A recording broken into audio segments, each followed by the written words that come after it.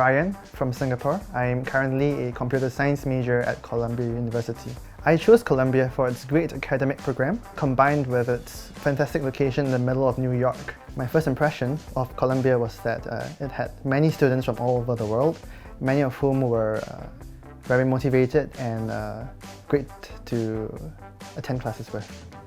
Yes, students from Columbia were competitive, but we also have a sense of camaraderie that where everyone kind of helps each other out through classes and lectures and tutorials and problem sets. To me, the best thing about Columbia is that the professors are truly motivational people.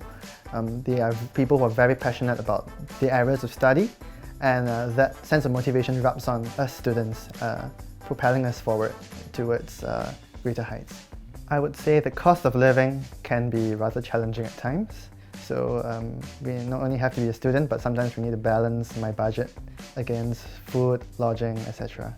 Before studying at Columbia, I wish I had known how some of the resources that were actually student-based, such as CALPA, could actually help me understand a little bit more about the classes I was taking on, as well as which professors' abilities would suit my learning style the best.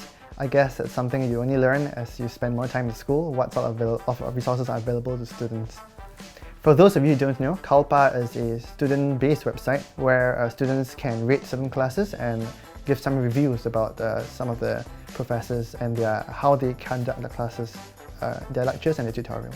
I think not many people who don't go to Columbia realize that the Low Library, which is an icon of Columbia, isn't actually a library.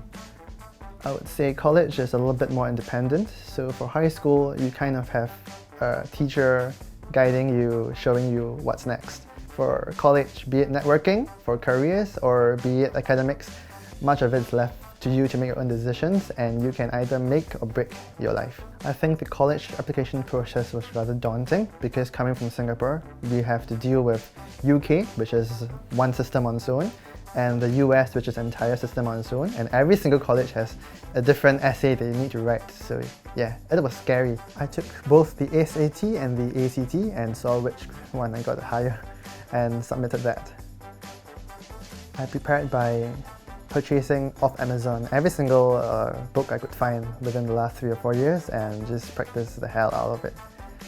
First, I actually reached out to a couple of seniors who had gone to some of the schools I was applying to, and they provided probably the best advice on what the environment was like here.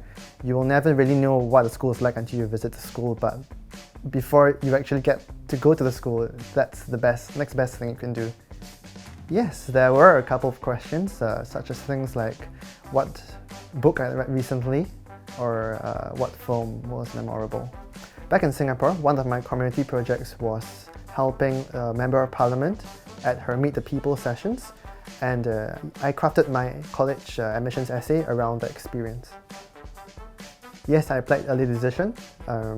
Why I did so was because I heard that for early decision there would be early decision would be favoured by some of the schools because they would see it as you binding your decision making to that particular school and be perceived as some additional enthusiasm for the school. During my freshman semester at Columbia, I was actually deciding between computer science or economics as a major. As I did my introductory classes, computer science just popped out as a little bit less dry and way more intriguing, so that's why my decision went there. I think technology has perpetuated so much of our lives, and it still beggars belief that by completing my major, I could possibly work at one of these tech giants and play a part in making apps and software that would infiltrate the lives of everyone all around the world. With regards to computer science, I would say this is a major that requires plenty of hours because every problem set is a programming project, and there's very little guidance outside of the lecture. So a lot of it is self-reliant on you finding information on your own and self-studying outside of class. Every student in Columbia will receive a personal advisor who will advise us on general things regarding the core. Once we've declared our major, we will be given a second advisor who would be able to advise us a little bit more on major-specific stuff, such as what track you want to take within your major, or with regards to double majors. I'm hoping to work with either a technology firm like Facebook or Google, or with one of the tech back-end jobs with a finance company.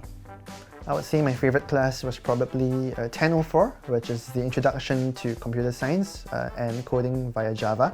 That class is the entire reason why I chose computer science as a major, partly because the content was interesting and the professor was also hilarious. I would say my favorite class outside of my major is Introduction to Art Humanities.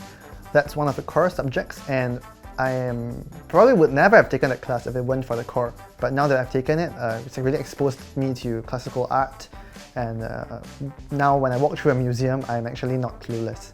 I would say for social life, many of us tend to gravitate towards peers who are doing similar classes or majors to us.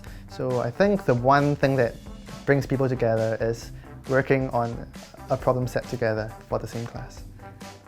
I enjoy the fact that it's one subway ride away from basically the whole of New York. You can go to museums, you can go to eat great food, you can even travel out of Manhattan to Brooklyn and Queens for a different environment. Nearly everything in New York is really pricey, and coming from probably one of the cleanest cities in the world, yeah, it's a little bit dirty. I was shocked by the rats running around the subway tracks. Yeah, we have this great party at one of our buildings called Glass House Rocks. The side of this building is comprised entirely of ramps and a glass facade, and so they play like disco lights, and students would just be dancing up and down the ramps. It's pretty fire. Before any student can graduate from Columbia College, they would have to pass a swim test. The reason behind this is because during the war, students had to know how to swim in order to swim across the Hudson in the event that the school got attacked or something. I think for me, the most novel experience is probably the fact that I am in an Ivy League institution, studying a liberal arts education in an overseas college. I think that's a very different experience from what I would have experienced back home in a local college back in Singapore. Since I'm hoping to work in technology, I would definitely hope to work in America for a couple of years. That may be a little bit difficult because of certain visa limitations, but yeah, we'll see. I would say definitely do it, especially even if you're not from America. You can't put a price on overseas education, and I would say just be yourself. There's no right answer for any of the essay questions. Just be honest and have fun. I think you should like and subscribe to Crimson Education if you want to learn more about top colleges.